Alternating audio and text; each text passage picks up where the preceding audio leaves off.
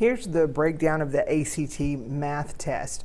I think probably what surprises most students is how much geometry is on this test. We're all generally comfortable with our algebra. Maybe some of the intermediate algebra questions, might be multi-step, but they're kind of a small part of the exam. 38% of the math test is geometry. So if you're not comfortable with geometry, or you especially don't know your plane geometry, that's angles and lines and things like that, then you could be in trouble on the math test. Coordinate geometry feels a whole lot like algebra. You're in the plane and you have X's and Y's and things like that. 23%, almost a quarter of the exam being plane geometry, circles and triangles and angles and lines and those relationships. That's probably what you've gone cold on, especially if you've gone all the way up to trigonometry, because you probably took pre-algebra, algebra, geometry, then algebra 2, then trig.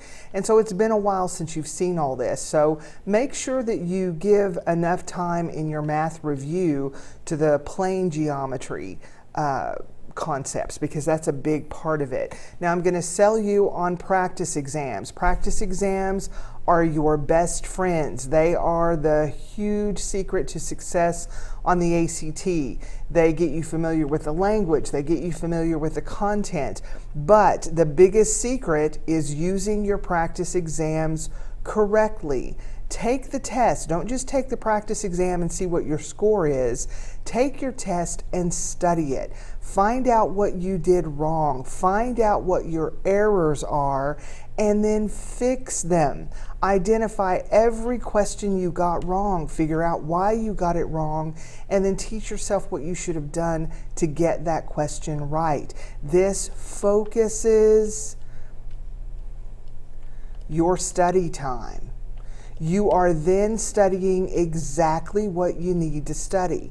You're not looking at things that you already know. You want that study time to be productive, and this is how to get productive study time. I will tell you too, this is the power in ordering the April or the December test. If you take the April or December test, pay the fee for them to actually send you the exam. They'll send you a booklet that is the entire exam, and then they'll send you a sheet that was your answers and the correct answers. And then you know exactly under testing conditions where you went wrong, and so you find out how to fix those problems. A wrong answer on the ACT identifies a weakness in your test taking. If it was speed, if it was not reading thoroughly enough, whatever the problem is, practice exams help you identify the problem. So take your practice exam as if it were the real ACT. Take it under timed conditions. Give yourself 60 minutes. Put yourself alone in a room. Make sure your calculator is there and ready. Get something that helps you time the test, and don't take more than 60 minutes. When the 60 minutes is up, finish. You're done. Okay? You want an accurate view of whether you're ready for this part of the ACT. All right?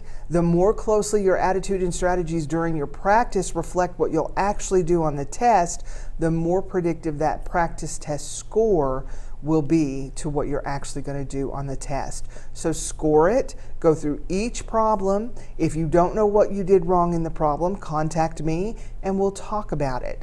All right?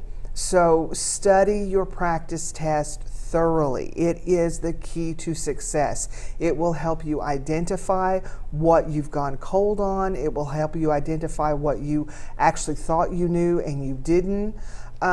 Types of learning. If you're an auditory learner, I've got some bad news for you as far as the ACT is concerned. You cannot get this content into your head unless you hear it. Auditory learners have to have the information enter their brain through their ears. You are going to have to whisper to yourself during the ACT exam. Find a seat in the corner as far away from everybody else as you can get, and very, very quietly talk yourself through this exam. Just as visual learners are going to need to see what's going on. Make good notes. Write all over the figures in the tables. Draw yourself good pictures. You have to see the relationships if you are a visual learner. All right. If you need content practice, if there is some math content that you're just not sure that you remember, then this is a great place online to go if you don't want to buy that practice exam book from the ACT. Go to SparkNotes, look up ACT, look up the math study questions and math concepts, and that will help you get ready for a practice exam. Now, I'm going to send you an email link to the December 2012 math test. Take that. Once you've taken it, email me and I will email you back the key to that test so that you can see exactly what you need to study for the next ACT. So look for that in an email from me.